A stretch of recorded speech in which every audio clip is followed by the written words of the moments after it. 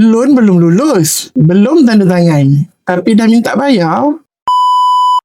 Ramai kan yang berhadapan dengan situasi macam ni. Awas, korang mungkin sedang ditipu.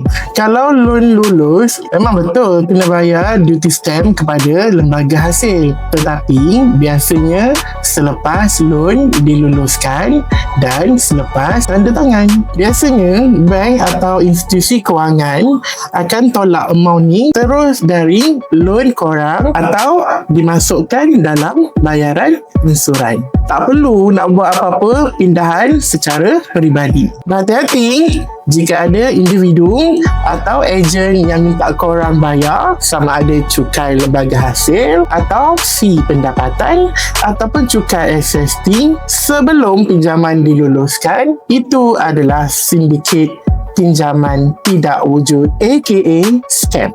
Bank atau institusi kewangan yang sah tidak akan meminta peminjam bayar caj pendahuluan menggunakan akaun peribadi untuk meluluskan satu pinjaman. Di Debt Guru sebagai agensi berdaftar, semakin kelayakan tiada apa-apa caj, tiada pendahuluan, tiada deposit, tak ada nak pegang-pegang kad ni. Kita mengikut proses dan prosedur yang betul sahaja. Pejabat awam, tunggu apa lagi tu? Jom semak kelayakan anda hari ini.